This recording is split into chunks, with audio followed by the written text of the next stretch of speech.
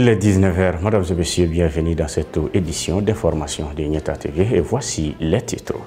Le tout nouveau siège du centre Assia Bint Nouzahim pour la mémorisation du Coran aux filles a été inauguré ce jeudi 19 mai à Kalaban-Kouro, Tchébani.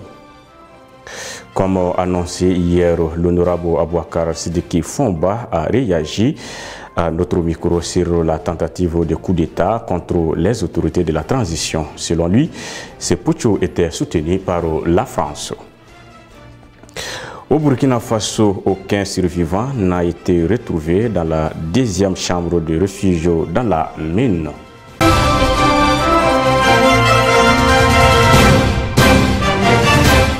Le centre Assia Bint Nouzahim pour la mémorisation du Coran aux filles a inauguré ce matin son tout nouveau siège situé à Kalaban-Kouro, précisément à Tchébani, estimé à plus de 100 millions de francs CFA. Ce nouveau siège permettra aux apprenantes d'apprendre la religion musulmane dans la meilleure condition. Étaient présents à cette inauguration plusieurs personnalités venues apporter leur soutien au centre Assia Bint Nouzahim. Reportage signé Aïssata Maïga et Mindou Djiré. Estimé à près de 100 millions de francs CFA, le nouveau siège du centre Assia Bint Nouzahim dispose de tout le confort pour les filles en quête de la religion musulmane. Bon, aujourd'hui, c'est une occasion d'une cérémonie de joie. C'est la cérémonie d'inauguration des nouveaux centres d'art Assia pour la mémorisation du Saint-Coran pour les filles.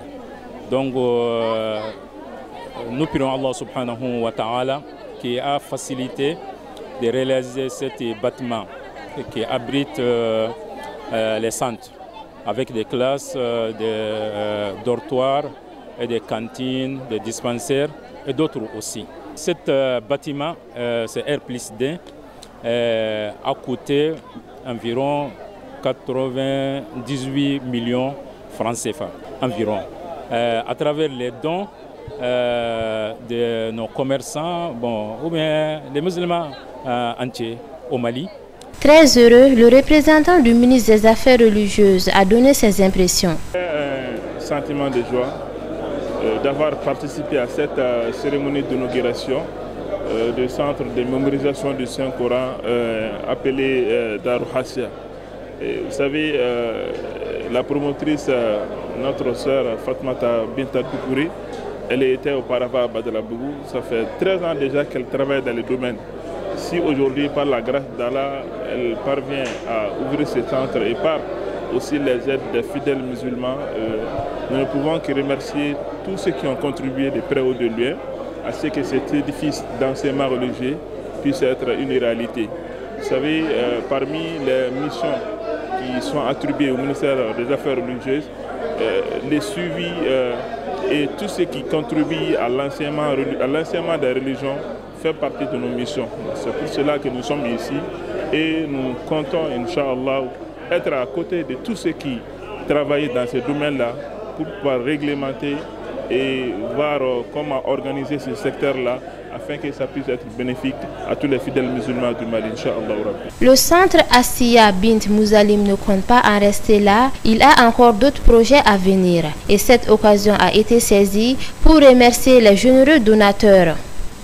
Nous espérons, Inch'Allah, le reste des projets sera réalisé bientôt avec 9 salles de classe comme un madrasa pour la quartier, dortoir pour aussi les maisons, habitations pour l'imam, et l'autre équipement aussi dans cet lieu, Inch'Allah.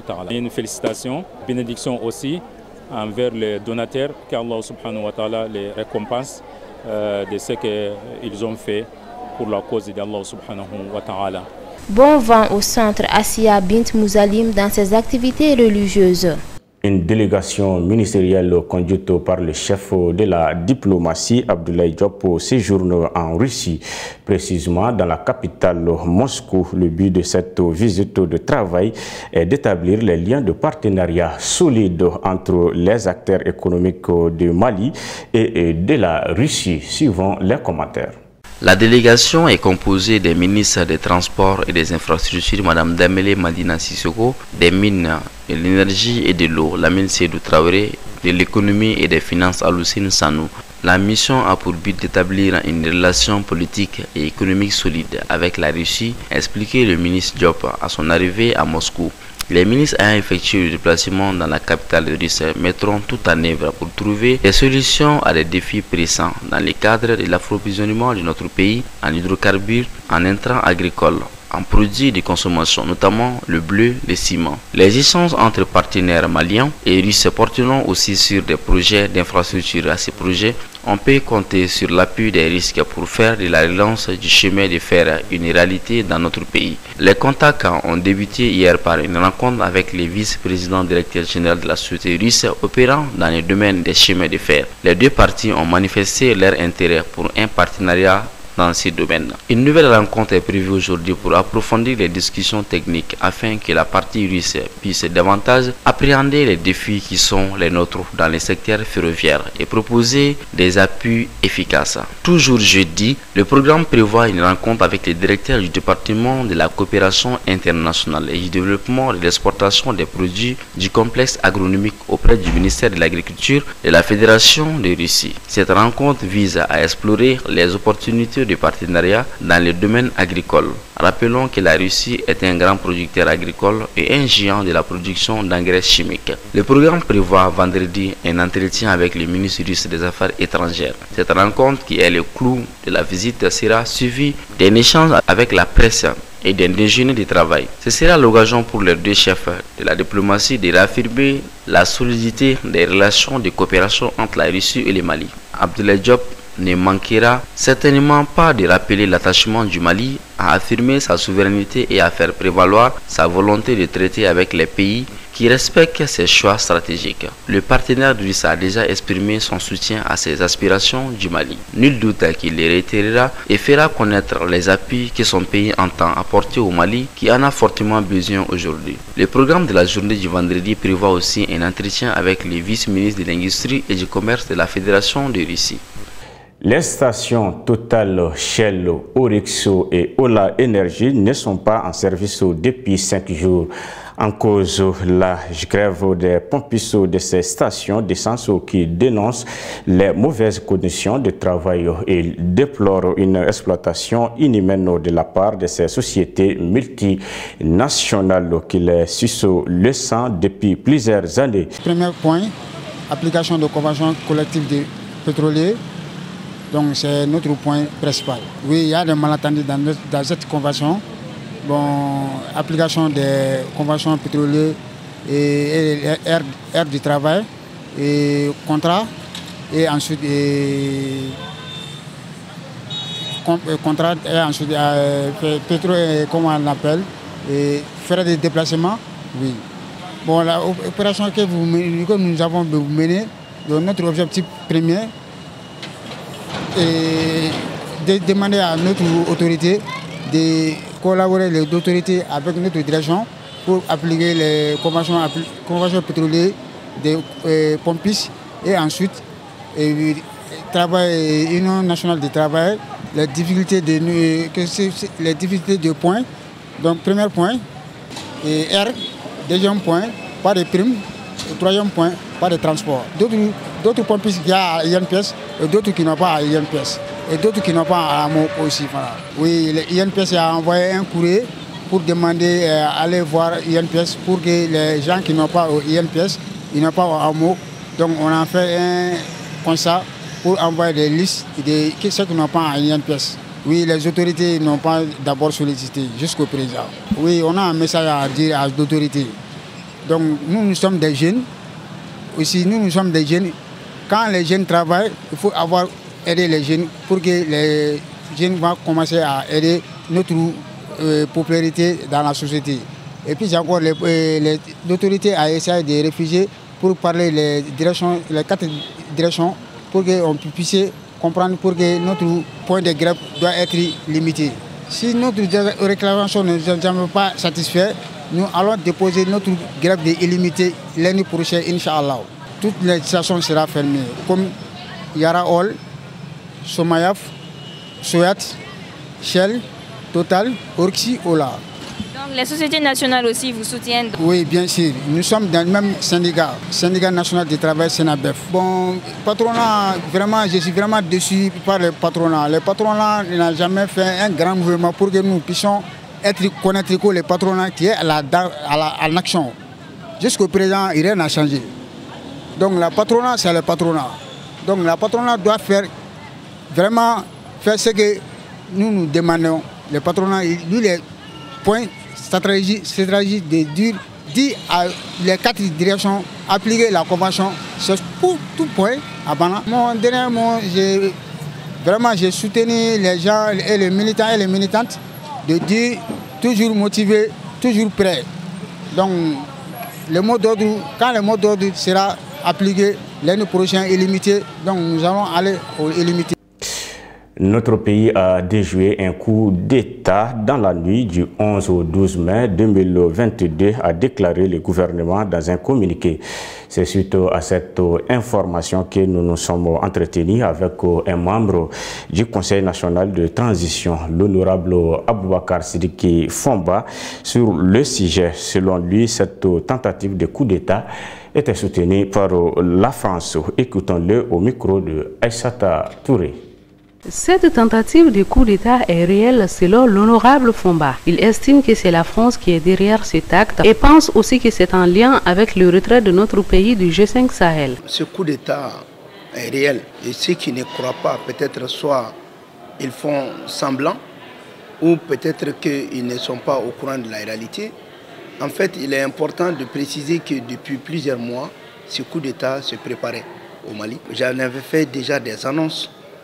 Et ce coup d'État est préparé par la France.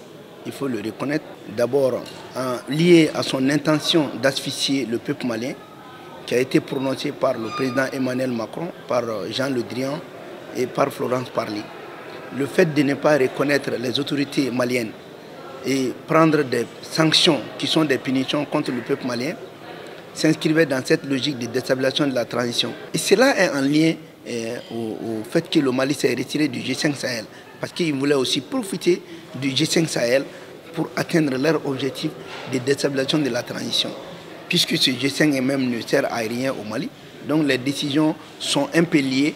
Et malgré que le retrait du G5 Sahel est venu le dimanche, mais depuis le jeudi, les arrestations ont commencé. Donc ce n'était pas étonnant. Parmi les personnes impliquées se trouve un membre du Conseil national de transition, ce qui est étonnant pour M. Fomba, qui n'a pas donné plus de détails sur les autres présumés coupables. Les personnes impliquées, il y a quand même quelqu'un dont le nom a été cité au CNT, mais je vous assure, personne ne pouvait se dire qu'il pouvait se trouver dans de telles situations pareilles.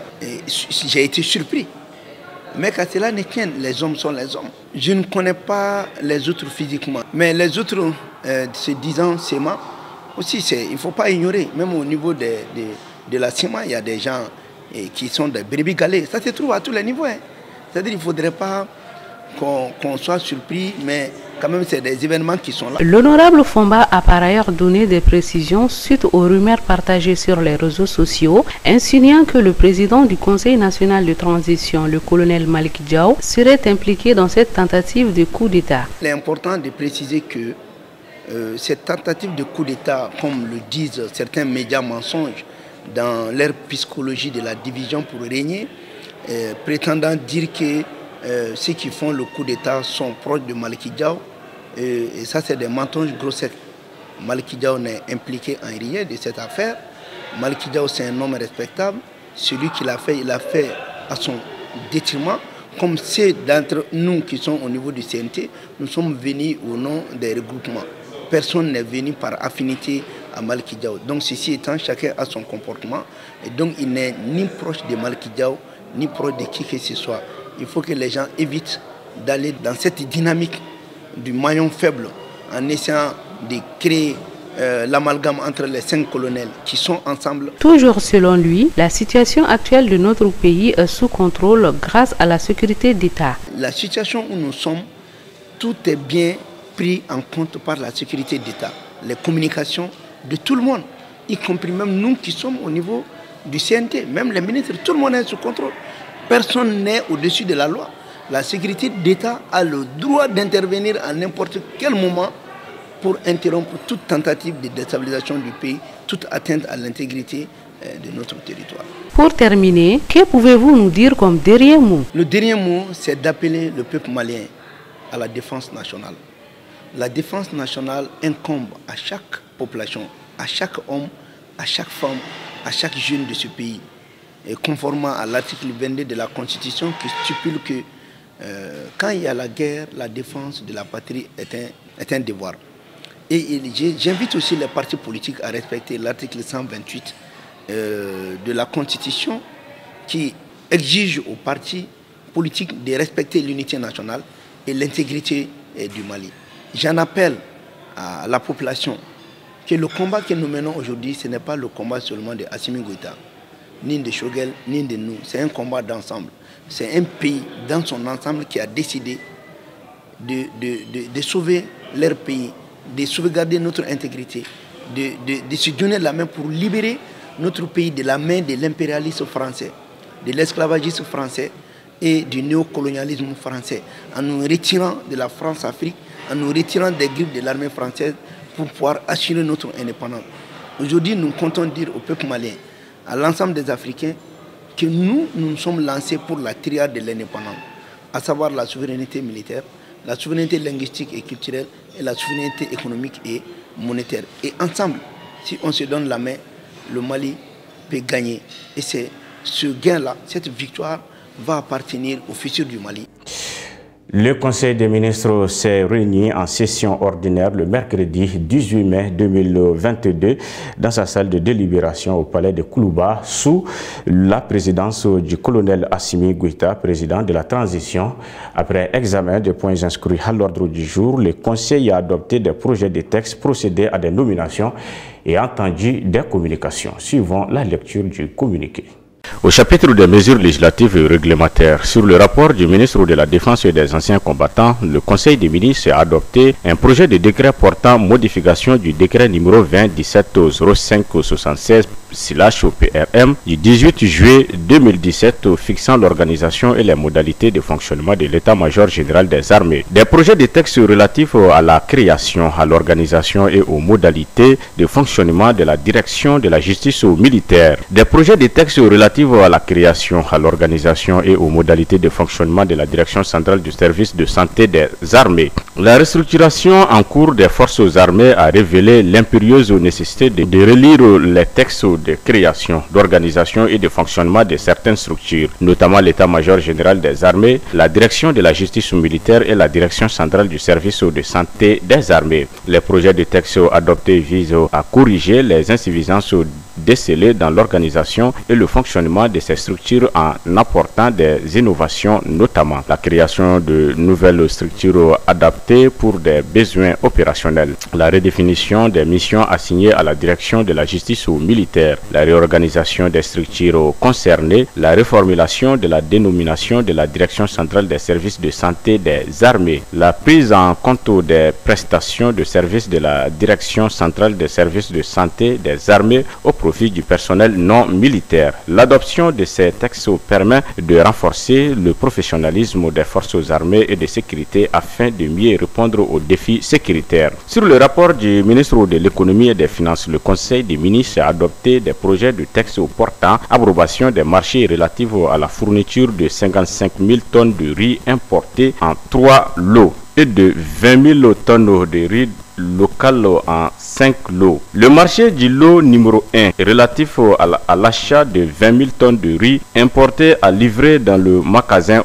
OPAM de Bamako est conclu entre le gouvernement de la République du Mali et la société Bachili Céréales Import-Export pour un montant toutes taxes comprises de 6 800 millions de francs CFA et un délai d'exécution de 120 jours. Le marché du lot numéro 3 relatif à l'achat de 20 000 tonnes du riz importé à livrer dans le magasin OPAM de Bamako est conclu entre le gouvernement de la République du Mali et la société Jikine Global Service SARL pour un montant toutes taxes comprises de 6 800 millions de francs CFA et un délai d'exécution de 120 jours. Le marché du lot numéro 5 relatif à l'achat de 5000 tonnes de riz local à livrer dans le magasin aux pommes de Tombouctou est conclu entre le gouvernement de la République du Mali et la société établissement d'Embaba pour un montant toute taxe comprise de 2 milliards 25 millions de francs CFA et un délai d'exécution de 60 jours. La conclusion de ces marchés entièrement financés par le budget national sur l'exercice budgétaire 2022 s'inscrit dans le cadre de la stratégie nationale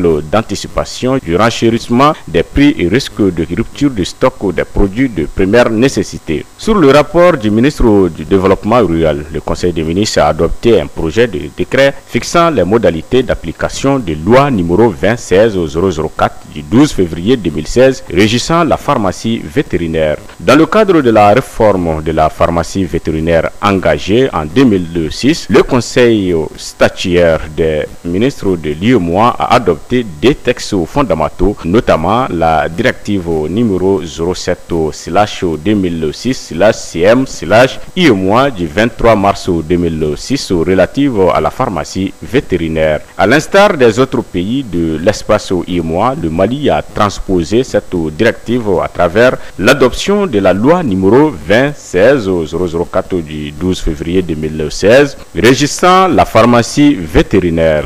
Le présent projet de décret est adopté pour fixer les modalités d'application de cette loi. Il précise les conditions d'ouverture et d'exploitation des établissements pharmaceutiques vétérinaires ainsi que les conditions d'importation, d'exportation, de fabrication et de distribution de médicaments vétérinaires. Sur le rapport du ministre de l'Entrepreneuriat national, de l'Emploi et de la formation professionnelle, le Conseil des ministres a adopté des projets de texte relatifs à la création, à l'organisation, aux modalités de fonctionnement et au cadre organique de la cellule d'appui à l'emploi et à la formation professionnelle des diplômés et formés en langue arabe. La problématique de l'insertion des diplômés de l'école malienne en général et celle des diplômés et formés en langue arabe en particulier constitue une préoccupation majeure des plus hautes autorités. Face au nombre croissant de diplômés et formés en langue arabe, le gouvernement a mis en place un cadre institutionnel dont l'objectif est